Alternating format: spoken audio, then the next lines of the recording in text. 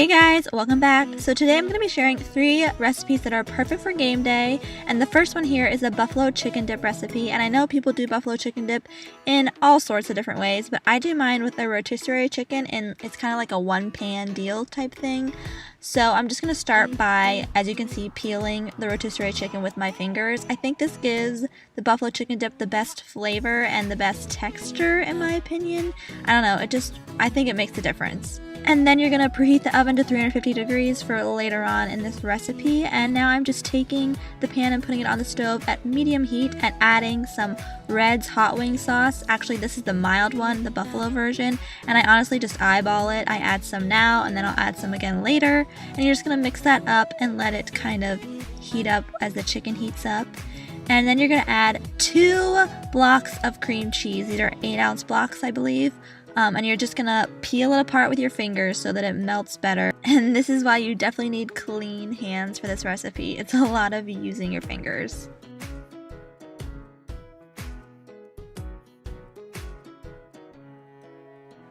Once you've mixed that up, you're going to take some ranch, and I believe this is about 1/4 cup of ranch. I add some in now, and then again I add some in later to get the consistency I want, because this is your main liquid. I know the hot sauce is liquid as well, but this is what makes it really liquidy and makes it more of a dip consistency, and it makes it like smoother and not as chunky. Then, after this has had some time to meld together, I decided this needed a little bit more hot sauce. You can decide now, you can decide later, it's all up to you. And I am just going to stir this around and get kind of the chunks of cream cheese that are left to kind of, melt into the dip.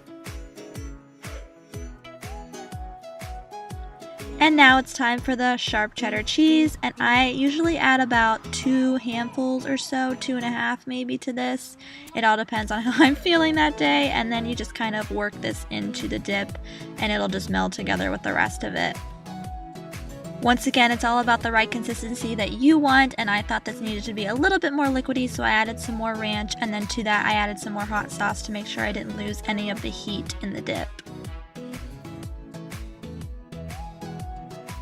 And then you're going to be putting the dip into the dish you'll be serving it in, and I would recommend something that is oven safe since you will be putting it into the oven for this next step.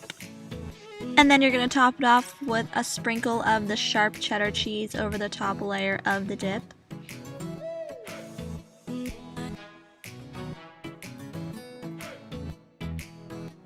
And then you will just put that into the oven so that the cheese can melt. And you will also want to put the oven on broil at 500 degrees so that the cheese can kind of start to bubble up and get a little crispy as well.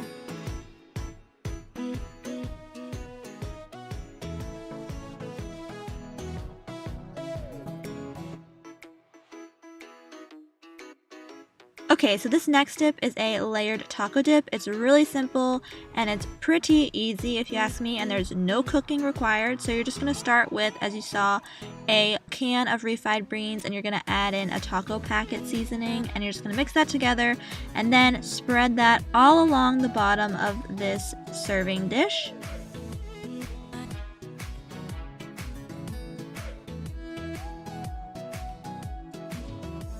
Then you're going to take some sour cream, and I just plop some dollops of sour cream all over the beans and just spread it out just like I did with the refried beans. Then the next layer is salsa, and you want to be careful with the salsa. You don't want to put too much on, it'll get too liquidy. You could use pico de gallo and it would be a little less liquidy, but this is what I had on hand, and so this is what I used. And you want to make sure it's a pretty thin layer of salsa, like I said, because it can make it soggy. Now it's time for the cheese, and you're just going to spread some cheese all over as the next layer.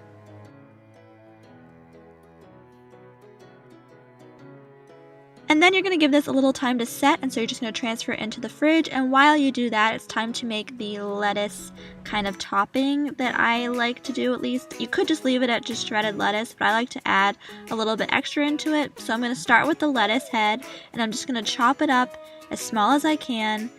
I'm not the best at chopping this, it's a little messy, but I did my best. And you saw that I put paper towels into that container, and that's so that I can save this for later because it did make a lot, and I think we were having tacos that week, so I just saved it so we could use on the tacos. And the paper towel helps to keep the moisture out.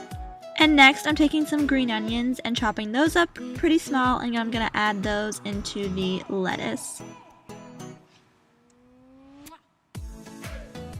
And then for some cilantro, I've been really into cilantro lately, so you're just going to peel some of those off of the stem and then cut that as best you can. It's pretty hard to chop cilantro, but I did my best.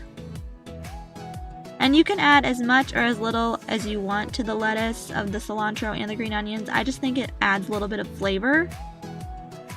And then you're just going to mix that up and make sure it's all evenly distributed throughout the lettuce. And then it's time to put it onto the layered dip. So that's after the dip has set for a little bit, right before you serve it, you'll want to add this to it. And there you go.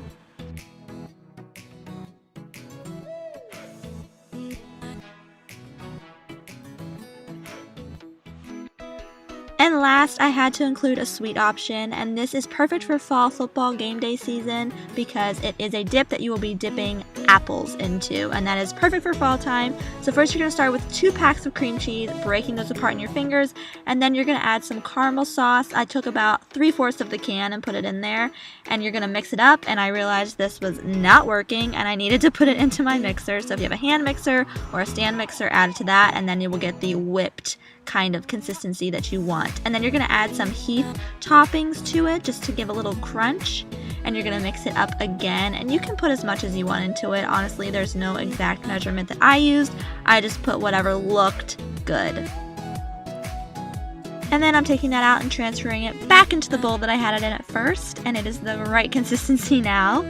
And then you're just going to take the rest of that caramel topping and drizzle it around the top of the dip. And then take some more of that Heath bar topping and sprinkle that on top as well for an added crunch. This was a super simple one, and it does need some time to set, but the prep is really easy. Then I'm just going to cut up some green apples. These are perfect for this dip because the dip is sweet and the apples will add a little bit of tartness to the bite whenever you dip it in, and obviously take a bite.